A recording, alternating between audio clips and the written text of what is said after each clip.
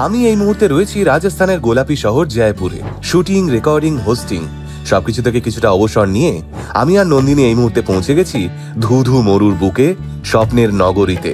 কিন্তু এই গোলাপি শহরে দাঁড়িয়ে এই দুজনে অনুভব করলাম, আমরা যখন এসেছি তখন এই অনাবিল সৌন্দর্যের ভাগিদার আপনাদেরও করব, কারণ আপনারাও তো আমার আরেকটা পরিবার। আর তাই আপনাদের জন্য থাকুক এই স্বপ্নের নগরীর গল্প, যেখানে রঙের, রাজবংশের আর ইতিহাসের কণ্ঠ মিলেমিশে তৈরি করেছে এক অনন্য সুর। আর সেই সুরের মধ্যেই দাঁড়িয়ে রয়েছে এক বিস্ময়, যেন বাতাসের নিজের হাতে বোনা এক রঙিন প্রাসাদ, হাওয়া মহল, ওদের ভাষায় হাওয়া মহল।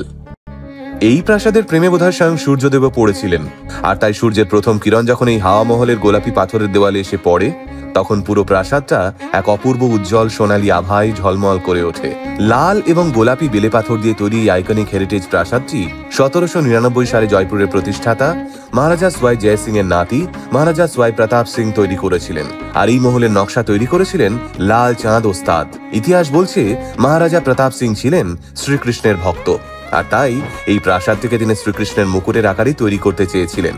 আর তাই এই 5 তলা ভবনটিকে চাক্ষুষ দেখবার জন্য সারা বছরই মানুষের ভিড় লেগে থাকে। কিন্তু জানেন কি, কেন এই হাওয়া মহল তৈরি হয়েছিল?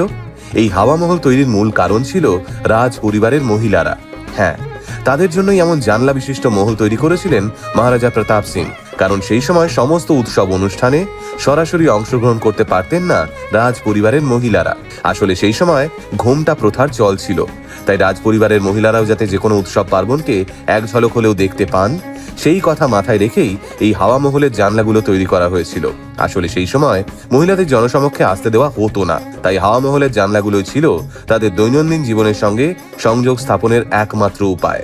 এই 50 ফুট উচ্চতার হাওয়া মহলকে আবার অনেকটাই মৌমাছির চাকের মতো লাগে। উল্লেখ্য, এই প্রাসাদে 953টা ছোট ছোট জানলা রয়েছে, যেগুলোকে ঝাড়ুকা বলা হয়। এই ঝাড়ুকাগুলোকে খুব সূক্ষ্মভাবে প্রাসাদের গায়ে খোদাই করা রয়েছে। শুনলে অবাক হবেন, 5 তলায় ভবনে সিঁড়ি নেই, সিঁড়ির পরিবর্তে রয়েছে র্যাম্প। আসলে সেই সময় রাজপরিবারের মহিলাদের পালকিতে বহন করা হতো, যার ফলে র্যাম্প দিয়ে ওপরে ওঠা সহজ ছিল তখন। এছাড়াও এই মহলের আরো একটি বিশেষত্ব হলো, এই মহলের কাঠামো এমনভাবেই তৈরি যা বাইরে থেকে আগত বাতাসকে মহলের ভিতরে প্রবেশ করার সময় রীতিমতো ঠান্ডা করিয়ে প্রবেশ করায়। তাই খুব গরমের সময় রাজপরিবারের সদস্যরা নাকি এই ভবনেই সময় কাটাতে বেশি পছন্দ করতেন। যেহেতু গ্রীষ্মকালে তাপ থেকে বাঁচাতে প্রাসাদটি ব্যবহার করা হতো, তাই প্রাসাদটির ভিতরে দাঁড়ালে আজও আপনার এক ফোঁটাও গরম লাগবে না। অনেকেই হয়তো ভাবেন এই হাওয়া মহলের সামনের অংশটি থেকেই এর ভেতরে প্রবেশ করা যায়, কিন্তু মজার ব্যাপার হলো এই হাওয়া মহলের সামনে কোনো প্রবেশদ্বারই নেই, এটির পাশ দিয়ে এর ভিতরে প্রবেশ করতে হয়। এই হাওয়া মহলের একেবারে উপরে উঠলে আপনি দেখতে পাবেন গোটা শহরটাকে। সে এক অপূর্ব শোভা, যা ভাষায় প্রকাশ করা সম্ভব নয়। এছাড়াও প্রাসাদের ভিতরে রয়েছে একটা জাদুঘর, বর্তমানে যেখানে ঐতিহাসিক জিনিসের সংগ্রহ রয়েছে পর্যটকদের দেখার জন্য।